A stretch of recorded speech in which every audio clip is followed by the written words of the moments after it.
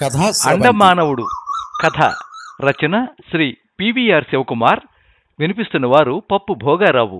Shri PVR Shivakumar జననం November 1951, రచయితగా December 1965. వీరి బాల్యమంతా విజయవాడలో గడిచింది. వృత్తిరీత్యా మెకానికల్ ఇంజనీర్, ప్రస్తుత నివాసం ముంబై. 55 ఏళ్లు దాటిన రచనా ప్రస్థానంలో ఇప్పటిదాకా వివిధ పత్రికలలో 300 దాకా కథలు ప్రచురితమయ్యాయి. 9 నవలలు సీరియల్స్ గాను, మాసపత్రికల నవలానుబంధాలుగాను వచ్చాయి. 72-82 సంవత్సరాల మధ్య ఆకాశవాణి హైదరాబాద్ కేంద్రంలో అనేక నాటికలు, కథలు, పూలజల్లు వంటి కార్యక్రమాలు, ఈనాడు దినపత్రికలో టూకీగా శీర్షిక, ఆదివారం అనుబంధంలో వ్యాసాలు, మినీ కథలు, సితారలో వ్యాసాలతో పాటు సినిమా సమీక్షలు విరివిగా వచ్చాయి. విపులలో 50 దాకా వివిధ భాషల అనువాద కథలు వచ్చాయి. ఆనాటి ఆంధ్రపత్రిక మొదలుకొని ఈనాటి స్వాతి సపరివార పత్రిక, సహరి, జాగృతి, విశాలాక్షి, విశాఖ సంస్కృతి వంటి పత్రికలలో సుమారు 30 కథలకి బహుమతులొచ్చాయి.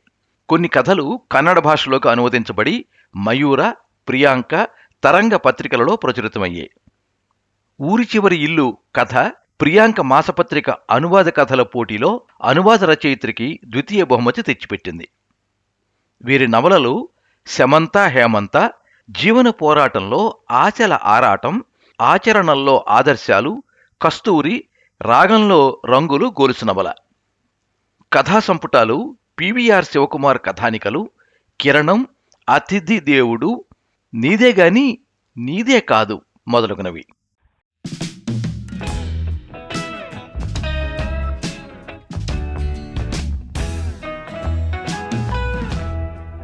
అమ్మాయి నవ్వింది.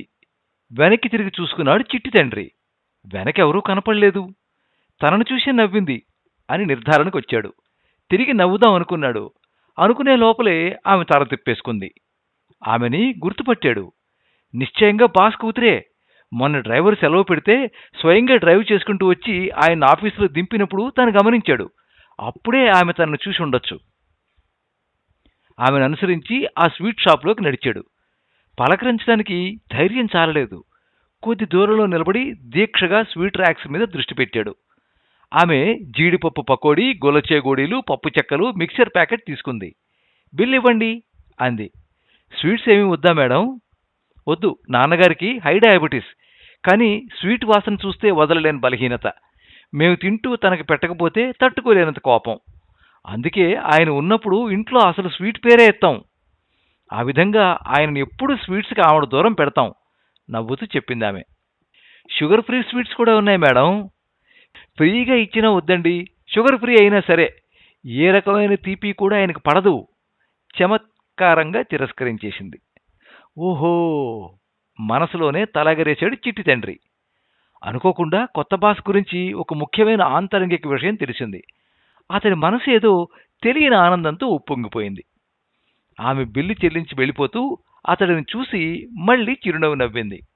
ఈసారి చిట్టి తండ్రి తెగించి చిరునవ్వు బదులిచ్చేశాడు.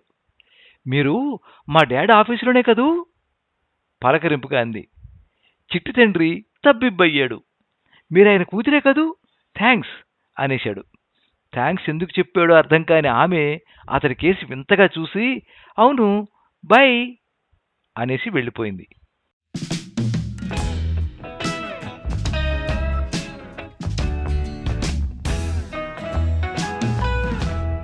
నెల రోజుల తర్వాత ఓ శుభోదయాన స్టాఫ్ లీడర్ సుందర అనౌన్స్ చేశాడు, పై గురువారం మన బాస్ గారి పుట్టినరోజు. మన ఆఫీసులో ఛార్జ్ తీసుకున్నప్పటి నుంచి ఆయన ఎంత రిజర్వ్డ్గా ఉంటున్నారో చూస్తున్నారు కదా. ఇది ఆయన 50వ బర్త్డే యానివర్సరీ అని ఆఫీస్ రికార్డుల్లో నుంచి కనుక్కున్నాను.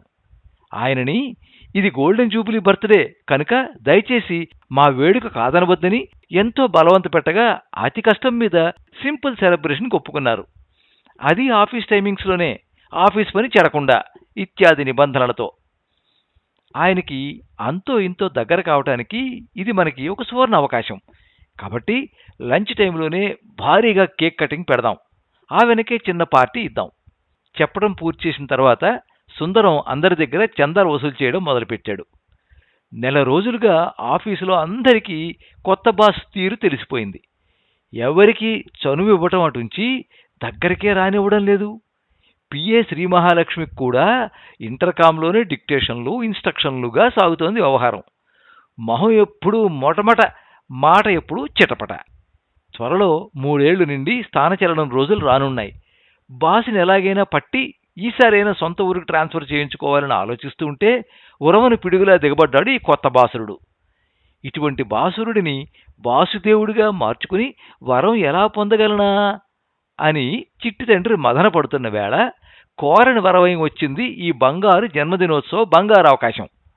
టిక్కెట్ కొనని లాటరీలో 1,00,000 ప్రైజు తగిలినట్టు ఎగిరి గంతేశాడు చిట్టి తండ్రి. కొత్త బాసుని కొంచెమన్నా మంచి చేసుకుని దగ్గరయ్యే మార్గం సుగమమయ్యిందనుకొన్నాడు. ఈ తీరుగనను దయజూచితివా దేవా అనుకుంటూ దేవుడికి పాట నైవేద్యం కూడా సమర్పించేశాడు. ఎంతటి చిటపట రాయుడైనా రేపు తాను చూపే ప్రత్యేక శ్రద్ధకి పడిపోకుండా నిలదెక్కుకోవడం మాత్రం ఆయన తరం కాదు అని అనుకున్నాడు. సుందరంతో భేటీ వేశాడు. చందా దండిగా ఇవ్వటమే కాదు, కిలో బరువు ఉండే కేకు ఏర్పాటు కూడా నా ఖర్చుతో నేనే చూసుకుంటాను. అలాగే పార్టీ ఐటమ్స్ ఆర్డర్ విషయం కూడా నాకు వదిలి, ఐటమ్స్ బిల్ మాత్రం చందాల సొమ్ములో నుంచాలే అని బతిమాలి సుందరాన్ని ఒప్పించాడు. సగం పని తప్పుతున్నందుకు సుందరం సంతోషంగా ఒప్పుకున్నాడు. ఎదురు చూసిన గురువారం రానే వచ్చింది. ఒక్క పూటలో లంచ్ టైం కూడా వచ్చేసింది. కేక్ కటింగ్ ఏర్పాట్లు మొదలయ్యాయి. కేకుతో సిద్ధమైపోయాడు చిట్టి తండ్రి. క్యాటరింగ్ వాడు కూడా అన్న ప్రకారం ఆఫీసులోని 25 మందికి పార్టీ ఐటమ్స్ తీసుకుని 12:30కే వచ్చేశాడు. అంతా మీటింగ్ హాల్లో చేరారు. దగ్గరుండి బాసుని పిలుచుకొచ్చాడు సుందరం. ఆర్భాటంగా కేక్ బాక్స్ తెరిచాడు చిట్టి తండ్రి. పెద్ద చాక్లెట్ కేకు, పైన బంగారం రంగులో మెరుస్తూ డెజిగ్నేషన్తో సహా బాసు పేరు, శుభాకాంక్షలతో అక్షరాలు. మధ్యలో సంగీతం పాడుతూ 50 ఆకారపు కొవ్వొత్తి. అప్రయత్నంగా మందహాసం మెరిసింది బాసు ధుమధుమల వదనం మీద. శభాష్ అనుకున్నాడు చిట్టి తండ్రి. కేక్ కట్ చేశాడు బాస్. అంతా కోరస్గా బర్త్డే పాట పాడారు. చిట్టి తండ్రి చొరవ చేసి కేకు ముక్క బాస్ నోటికి అందించాడు. అదే మందహాసం కంటిన్యూ చేస్తూ పెదాలతో కేకు ముక్క అందుకున్న బాస్ కొద్దిగా చప్పరిస్తూనే మొహం వికారంగా పెట్టి ఉమ్మేశాడు. ఏమైంది సార్? కంగారుగా అడిగాడు సుందరం. ఇదేం కేక్? పైన చేదుగా ఉంది, లోపల చప్పగా గడ్డిలా ఉంది ఉద్రేకంగా అరిచాడు బాస్. అందరూ కలిసి నన్ను పూలు చేయాలనుకున్నారా? సుందరంతో సహా అందరూ ఉలిక్కి పడ్డారు. కోరస్గా కాళ్ళు వణికించారు. ఆ రియాక్షన్ ముందే ఊహించినట్టుగా చెక్కు చెదరకుండా చిద్విలాస్యంగా నవ్వాడు చిట్టి తండ్రి. మీ ఆరోగ్యాన్ని దృష్టిలో పెట్టుకుని తదనుగుణంగా ప్రత్యేకంగా శ్రద్ధ తీసుకుని తయారు చేసిన కేకు సార్. మా బామ్మ దిబ్బరొట్టి స్పెషలిస్టు. ఎత్తుకెత్తు వెన్న వేసి దోరగా కాల్చింది. మధ్యలో జీడిపప్పు, పిస్తాపప్పులు కూడా ఉన్నాయి. ఆ దిబ్బరొట్టి మీద లాఘవంగా దాసిన చెక్క పొడి కలిపిన కోకో పౌడర్ కోటింగ్ చేశాను. ఏమాత్రం తీపి కలపలేదు. మీ డయాబెటీస్ ప్రాబ్లం నాకు తెలుసు కదా. నాకు డయాబెటీసా? ఎవడరా నీకు చెప్పింది? పర్జన్యంలా గర్జించాడాయన. కేక్ చూస్తే టెంప్ట్ అవుతారని తెలుసు, తీపి చూస్తే ఆగలేరని, పెట్టకపోతే కోపగిస్తారని కూడా తెలుసు సార్. అందుకే పార్టీ ఐటమ్స్లో కూడా స్వీట్ అనేది లేకుండా జాగ్రత్త తీసుకున్నాను. చిరునవ్వు చెదరకుండా చెప్పాడు చిట్టి తండ్రి. చేతిలో ఉన్న కత్తిని చిట్టి తండ్రి కేసి గురి చూసి విసిరాడు బాస్. ప్లాస్టిక్ కత్తి కనుక బతికిపోయాడు చిట్టి తండ్రి. ఎక్కడ తేడా కొట్టిందో తెలియలేదు కానీ వారం గడవకు ముందే వచ్చిన ట్రాన్స్ఫర్ ఆర్డర్ చూసుకుని బావురుమంటూ బాసు గదిలోకి వెళ్ళాడు. అండమాన్ దీవుల్లో మన ఆఫీసు బ్రాంచ్ లేదు కదండి అని అడిగాడు బెక్కుతూ. నీకోసం పెట్టిస్తున్నాను, నువ్వే మన ఆఫీసు మొదటి అండమానవుడివి అక్కడ సొరసొర చూస్తూ కసిగా చెప్పాడు బాసూర్ సార్. వెళ్ళు, జాయినింగ్ టైం కూడా ఇవ్వట్లేదు నీకు. రేపే బయలుదేరు. అద్దెకి తీసుకున్న పాత బిల్డింగ్లో బూజులు దులుపుకుని పని మొదలుపెట్టు. తెలుసుకున్న రహస్యంతో తెలివిగా అమలుపరిచిన ప్రణాళిక అడ్డం తిరిగి తనకు అండం ఎందుకు మిగిల్చిందో అతడికి ప్రశ్నార్థకమే అయ్యింది. అతడిని బాధిస్తున్న ప్రశ్న, అతడికి తెలియకుండా మిగిలిపోయిన రహస్యం ఒక్కటే. బాసుగారిది తాత తండ్రుల కాలం నుంచి చెక్కు చెదరని పాతకాలపు ఉమ్మడి కుటుంబం. సదరు చిరునవ్వుల చిన్నది చిన్నతనం నుంచి ఆ ఉమ్మడి కుటుంబంలోనే పెరిగింది. ఉద్యోగాల కోసం ఊళ్ళు వేరయ్యాక కూడా వాట్సాప్ పుణ్యాన, మొబైళ్ల భాగ్యాన ఆ పెద్ద కుటుంబం అంతటా వయసు వారీగా వాట్సాప్ గ్రూపులు, సందర్భం వారీగా చాటింగు, ఫార్వర్డ్లతో నిరంతరం కబుర్లు కలబోసుకుంటూ కలిసే ఉంటారు. ఆ కుటుంబంలో ఉన్న కజిన్స్ అందరూ ఐడెంటిఫికేషన్ కోసం తమ సొంత తల్లిదండ్రుల్ని డాడీ మమ్మీ అని పిలుస్తారు. అలాగే పెద్దనాన్న పెద్దమ్మలని అమ్మ నాన్న, పిన్ని బాబాయిలని చిన్నమ్మ చిన్నాన్న అని పిలవడం అలవాటు చేసుకున్నారు. పోయిన నెలలో ఆమె పెద్దనాన్న వారం రోజుల కోసం తన తమ్ముడి దగ్గరికి చుట్టం చూపుగా వచ్చాడు. ఆ సందర్భంలో పెద్దనాన్న కోసం హాట్ ఐటమ్స్ కొనడానికి స్వీట్ షాప్కి వచ్చిన చిన్నది పెద్దనాన్నని నాన్న అని రిఫర్ చేస్తూ చెప్పిన తీపి కబురును అపార్థం చేసుకుని కాజా తిన్న చిట్టి తండ్రి ఆ కాజా ఇప్పుడు ఘాటైన మిర్చి బజ్జీలా నషాళానికి అంటడంతో ఎక్కడ పొరపాటు జరిగిందో అర్థం కాక శోకతప్తుడై అండమాన్ బాట పట్టాడు.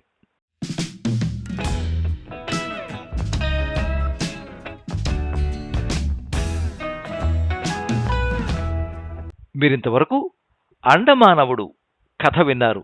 రచన శ్రీ పివిఆర్ శివకుమార్. వినిపించిన వారు పప్పు భోగారావు.